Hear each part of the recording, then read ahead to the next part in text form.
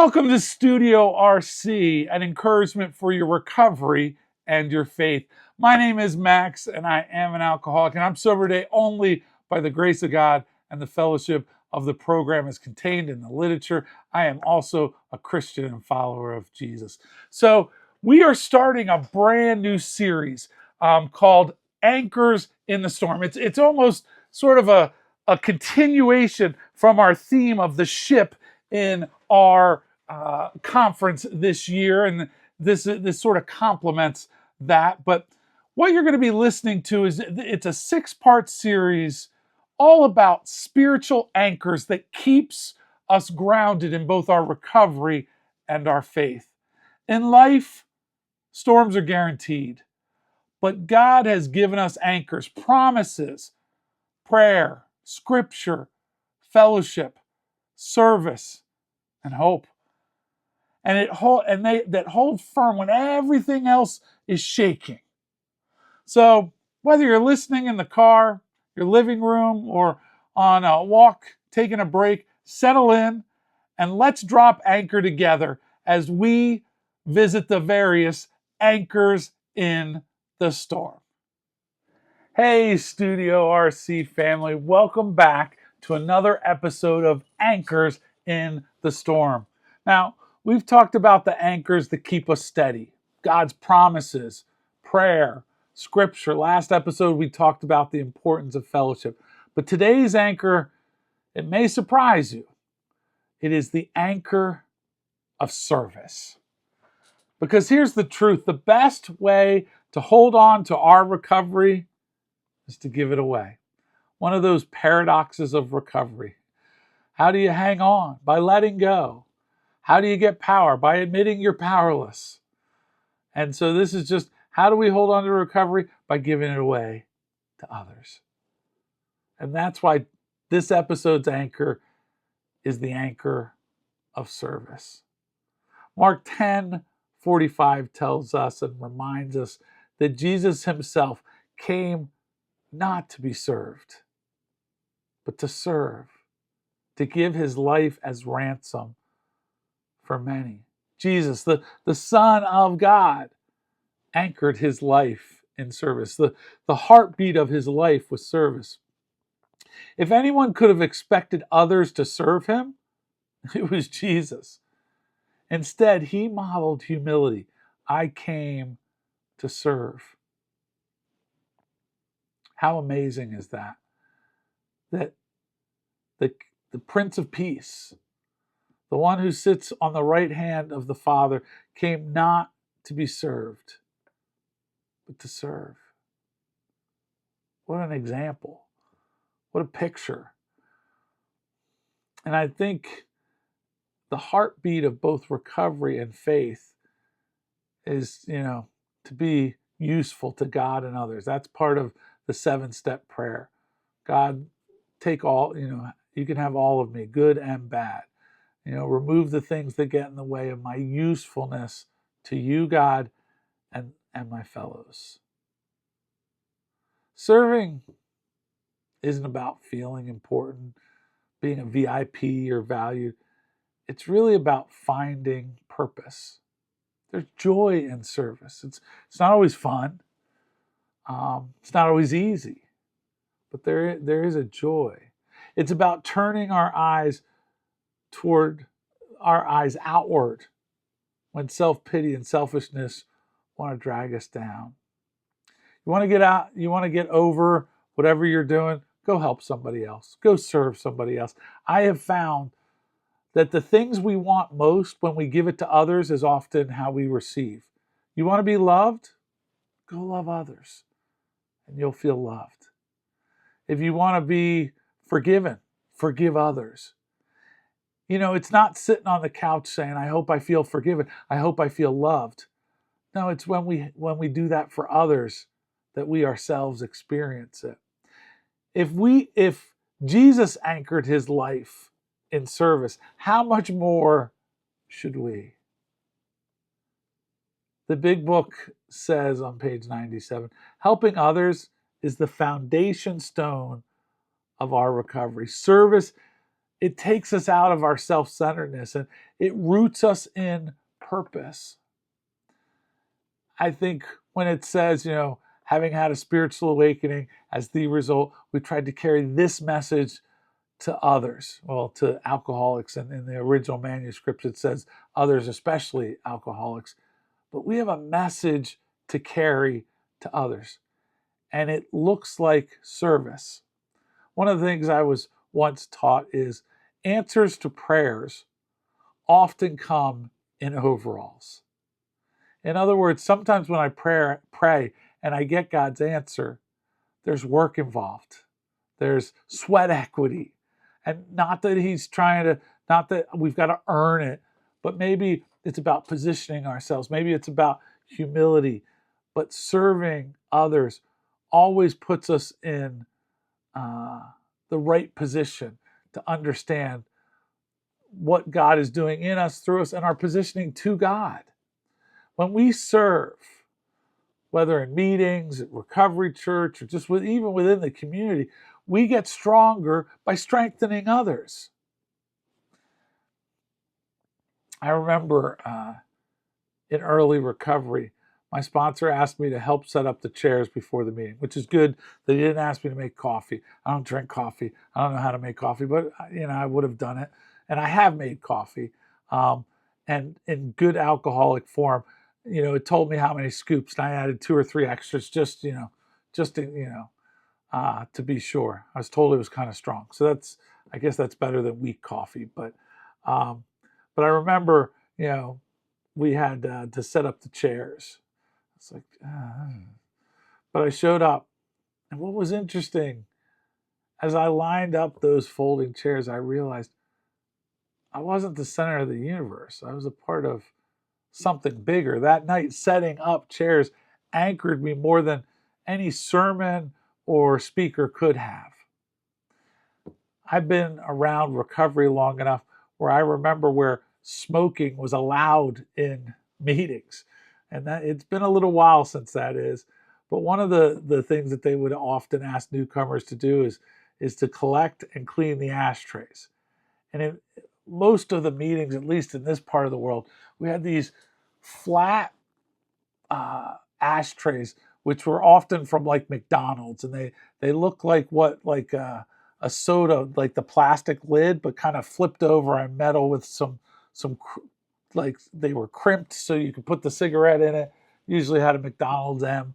All the meetings seemed to have those, and they needed to be emptied and then washed out. And in some of those early meetings, it was people were smoking so hard it was hard to see across the room. And we even had machines in those back in the day called smoke eaters that would suck up the smoke, because we were in churches, we were in church basements, and we didn't want the whole church to smell like it was on fire or like a big ashtray. So we did all we could to try to help. But that's what service looked like. That was, they would always get us as newcomers to do those kind of low-hanging jobs. But that was always an anchor. It always made me feel a part of, whether it was being a greeter, whether it was making coffee, being there a little early, connecting with people. It also got me in the right mindset. When we serve, it gets us in the right mindset for the meeting. Today, service looks a lot different. Sometimes it's leading a group for me. Sometimes it's answering a late night call from a newcomer, or even an afternoon call. And sometimes I'm like, okay, I don't know, do I have the energy for this? But here's what I've learned. When I give anyway, I never regret it. I don't regret when I give to others. I could think of it, so many times I was exhausted after, a long day or family or doing, things for RC or whatever. And the phone call comes in and you're like, okay, I'll pick this up.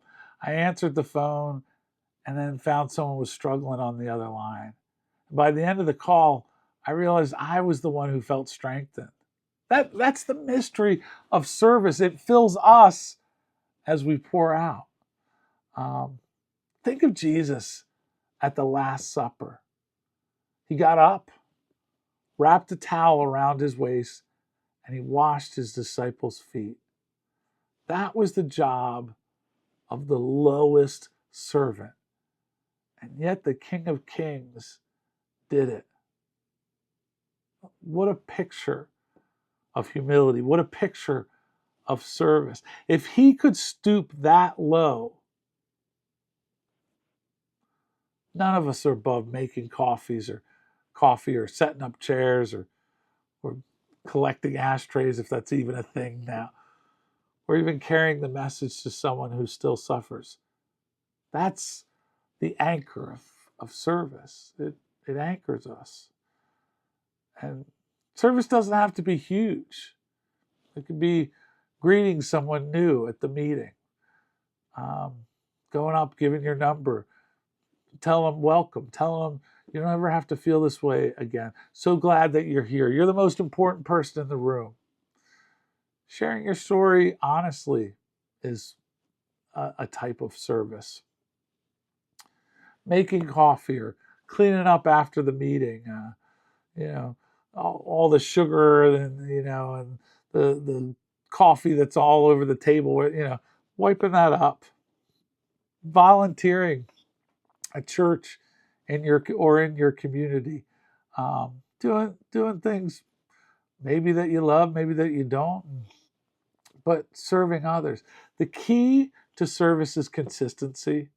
Small acts of service every day, done daily, becomes that anchor that holds us steady. Start small. But be open to saying yes. If someone asks for help, don't overthink it. Just do it. Um, I think in recovery, we definitely have a culture of if you're asked, the answer is always yes. And I think that's a special thing. And it's a thing that helps people be encouraged and makes a difference in people's lives. Another way of service, and this is a little bit more intense, is being a sponsor or a mentor. When you're ready, guide someone else through what you've learned. And what's amazing about this is it kind of solidifies the things that you've done and the things that you've learned, and it really locks it in a way that nothing else can. And what do you have to give? You have to give what your experience, what your strength, what your hope is, what happened, what it's like now, what it was like, what happened, what it's like now. That's what you have to offer. And so if you can take someone through the steps, that's that's a very incredible and intimate way to serve others, and it may just save their lives. So big or small, service is so important. This week, find one way to serve. Hold the door, make the coffee, pick up the phone, encourage a newcomer. Don't wait for recognition. Just serve.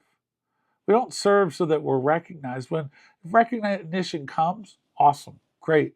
That's, cherry on top. But we don't serve to be recognized. Here's an example. If you go in our part of the world, in the greater Philadelphia area, we have Wawas, which are now in Philadelphia and Florida as well. And they're making their way.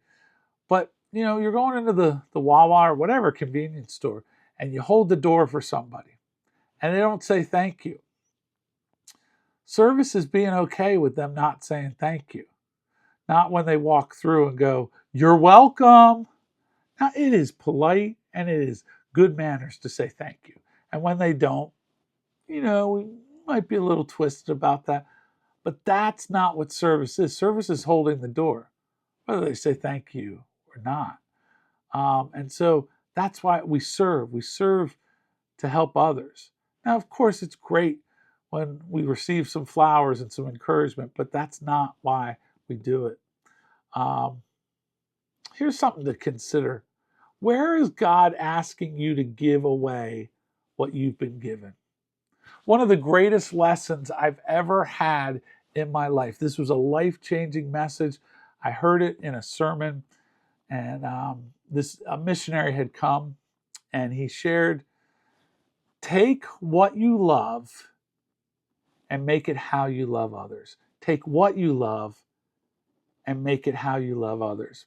Now, one of the things I love sports. I enjoy sports. They drive me a little crazy at times, but I get a lot of enjoyment out of sports. Sports allows me to connect with others and have discussions, and so I really enjoy sports. But I heard when I was growing up in the church, I heard this message of, how come on Sunday afternoon you can get up and cheer for your favorite football team, but Sunday morning you can't get up and cheer for Jesus?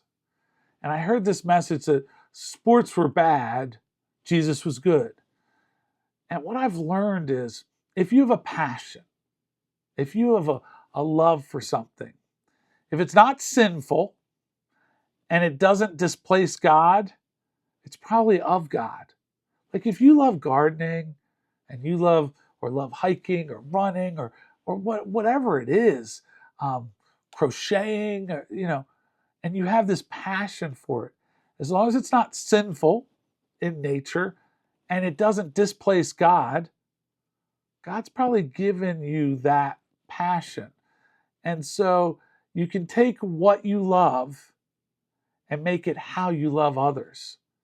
So I can take my love for sports, my love for art, my love for movies, and make it how I love others.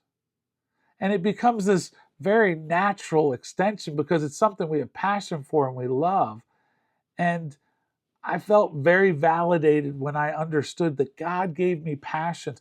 My passions are different from your passions, but God gives us passions. Again, if they're not sinful, and if you're not sure, you can talk to your sponsor. Like if you say, I have a passion for going to gentlemen's clubs, it's probably not a passion God's given you.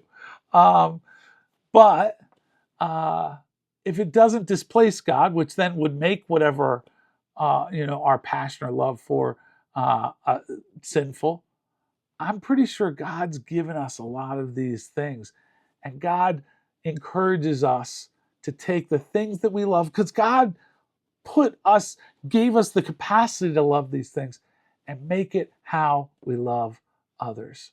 I'll give you a quick example. Speaking of, I kind of made the joke about gentlemen's clubs, but there was a woman, and she was a hairdresser, and she just wanted to go love on the women at the local gentlemen's club. And so on Friday nights, she would go down and just help with hair and makeup and just talk to the girls and just love the girls. Now, obviously, you have to be called and you have to, people are like, I'll do that. This woman had a call to love on these people who might not have experienced love. And she got closer to one of the young ladies, and she invited her to church. And the woman said, would I be welcome? Am I allowed to come to church? And she's like, of course you are. So she goes to church. She gets saved. About a month later, she gets baptized. And when she gets baptized, all her friends, all her coworkers come watch her get baptized. Talk about what a crazy Sunday that probably was in church. But it was all because somebody took what they loved and made it how they loved. This woman loved to do hair and makeup. And so she loved others by doing hair and makeup. Whatever your passions are, whatever you're gifted at, you can use that to love other people. So this week, find that one way to serve, big or small. Where is God asking you to give away what you've been given? Watch how it anchors you against self-pity and it keeps you steady in gratitude. So, as we conclude this episode, we've anchored ourselves in promises, prayer, scripture, fellowship, and then in this episode, service. Service strengthens our roots. But there's one more anchor to complete the series, and that's the anchor of hope. Next episode, we'll talk about hope and how hope keeps us looking forward when storms want to pull us under. So again, continue to have these anchors in the storm. And until then, stay anchored, stay steady, and remember, we're rooting for you. Thanks so much for coming to Studio RC. That's today's episodes of Anchors in the Storm. And remember, storms may come, but God's anchors always hold. If this encouraged you, we encourage you, share it with somebody who needs that steady ground today in their recovery or in their faith. And don't forget, stay spiritually fit. Keep coming back and stay connected to the source, the true higher power. Until next time, this is Studio RC reminding you we're rooting for you. We are behind you. We love you. And thank you so much. And just remember, Recovery Church, 12 steps, one goal. We'll see you next time. Thanks so much.